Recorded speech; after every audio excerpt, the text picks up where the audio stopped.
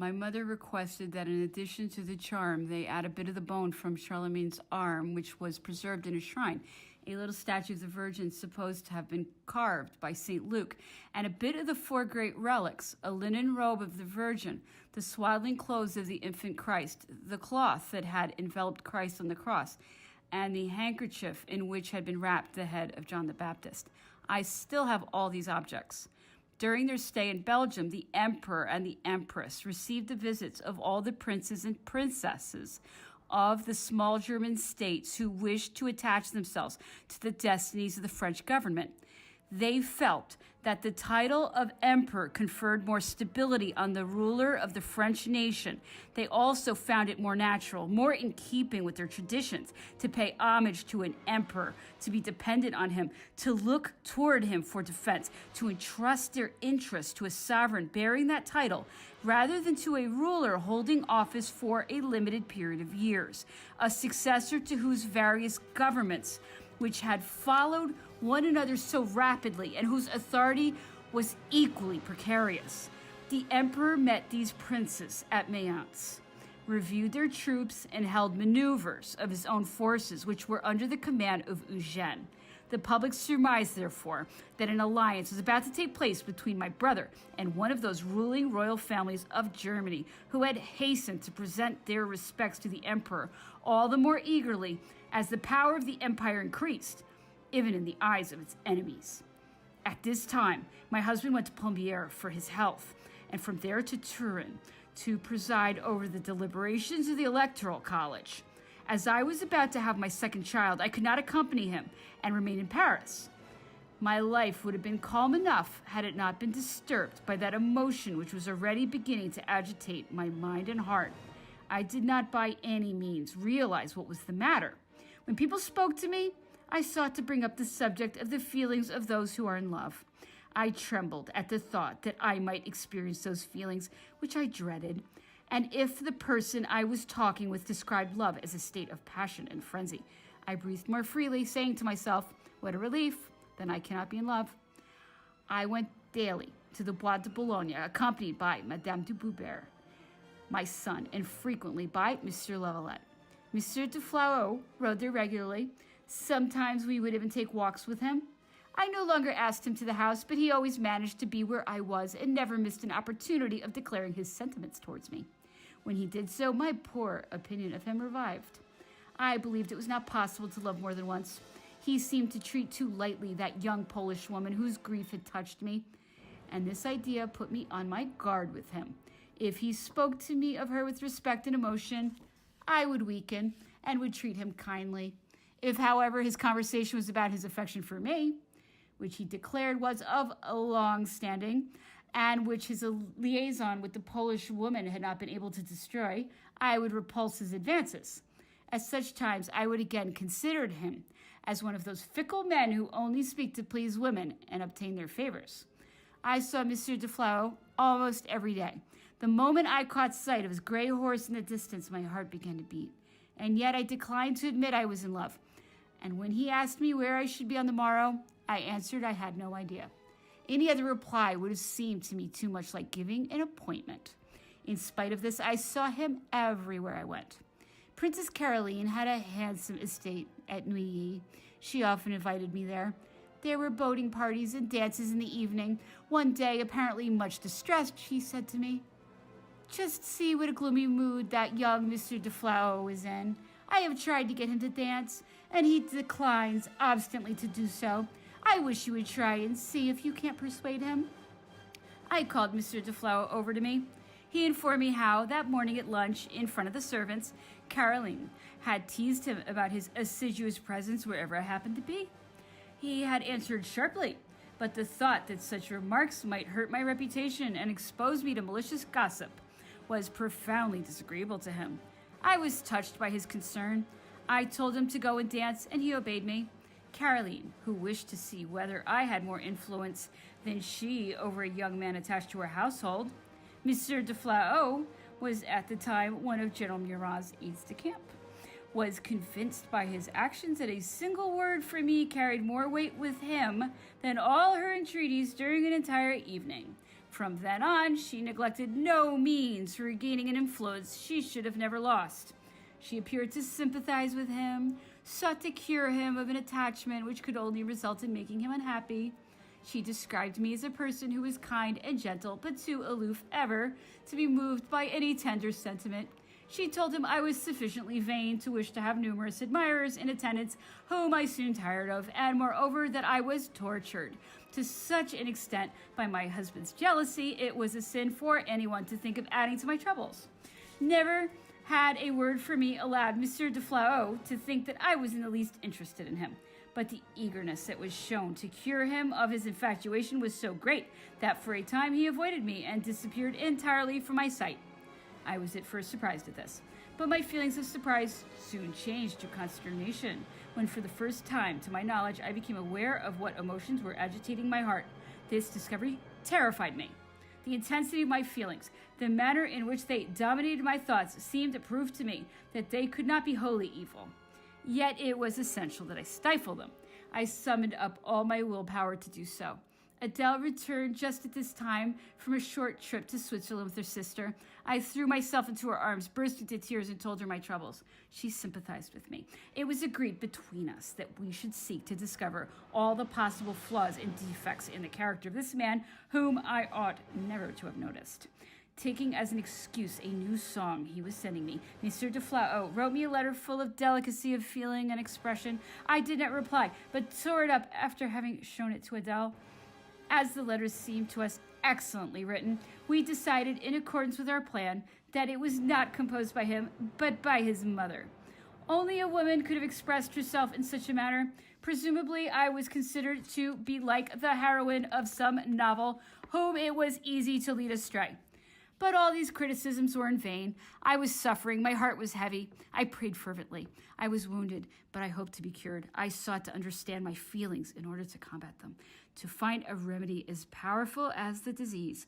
One day I felt I was on the road to recovery. I had not been at Neuilly for a long time. I went there. Caroline was on the island. I waited in the moonlight for her to come back. She returned with her arm in that of Monsieur de Flahault. This sight caused all my blood to rush to my heart. She, too, appeared so confused at seeing me that I was astonished at her emotion. As for Mr. de Flahault, the more anxious he seemed to speak to me, the more I avoided him. But the difficulty I felt in doing so, the intensity of my emotion was so great as to make me realize the truth. I was in love. This knowledge completed my despair. When I left Neuilly, I was greatly upset. On returning home, instead of retiring to rest, I gave way to my gloomy thoughts. I regretted that my husband was not at hand, that he had not returned, as I had asked him to when I first felt myself in danger. I would have confided my problem to him. I had made up my mind to do so. Louis loved me, or at any rate, he declared he did. He would understand my grief. He would help me overcome the tenderness which I felt toward Monsieur de Flahault and aid me to escape the peril to which I was exposed. I was absorbed in these thoughts when suddenly a man entered my room. I uttered a cry. I felt as though I were about to faint. It was my husband. "Oh, how you frightened me," was all I could say. I do not understand how it happened that the sight of a man appearing suddenly at night when I was alone in my apartment did not seriously affect my health and hasten the birth of my child. I had no reason to expect to see him, for he was to have stayed some time longer in Turin. As a matter of fact, the day of his departure, he had invited all the authorities to dine with him. In spite of this, for no known reason, he left the city, asking his aide-de-camp to act as host in his stead. He traveled day and night, left his carriage at the corner of the boulevard, dismissed his escort, and entered his own house stealthily on foot. Everyone was asleep. I was the only person awake. A maid was in the room next to mine. He would not let her warn me of his arrival. Without the slightest regard for my state of health, the fact that a sudden fright might result in a miscarriage, he exposed me to all of these possible dangers for the sake of taking me by surprise. The excessive suspicion which this conduct betrayed stifled the confidence of a heart that an instant before had been longing for an understanding soul to which it might confide its troubles. I was unable to hide altogether the unpleasant impression such a homecoming made on me. Yet I had longed for my husband's return. I had counted on it to protect me from the dangers that threatened me. Louis was surprised to find that I had not yet gone to bed. I told him of my visit to Neuilly, of the sadness which had come over me, of my desire to go to the country, and begged him to take me there immediately. How easy it would have been for him to have discovered my secret. Before his departure, Louis had bought 2 chateaux of Saint-Leu. One had belonged to the Duc d'Orléans, who was disposed of it at the time of the Revolution. The other, an older one, had belonged to a former Duc de Fettes-Ferrand de Joinville, a judge of Joinville. The manor house on the second estate had been torn down and the parks of the 2 domains thrown into one. The deep streams that flowed through these estates made them one of the loveliest spots in France. It was there we went to spend the last weeks before the date on which my child was to be born. The beauties of nature have always produced an extraordinary effect on me. I did not recover my lost happiness at Saint-Leu, but at least the surroundings quieted my nerves. Pleased with myself for having had the strength of mind to leave Paris, I enjoyed to the utmost this smiling countryside and the enchanting scenery. All nature reminded me that I still loved, but it likewise convinced me that it was possible to conquer this fatal inclination, for I had been able to escape from its toils at a moment when I felt them closing in on me.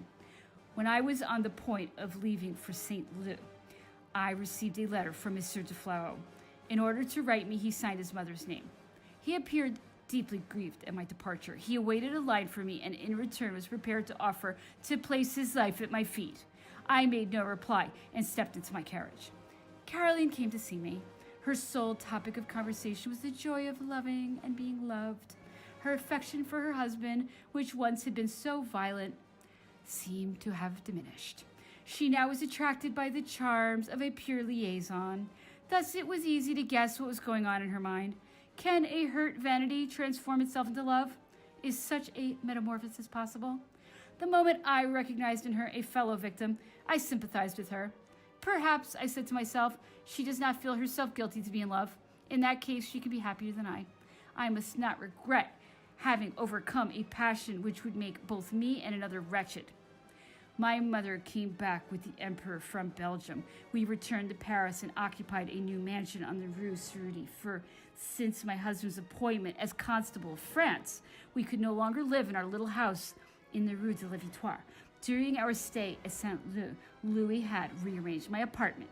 The height of the walls between our house and those of the neighbors had been increased. A sentry box had been placed in the garden close to my window.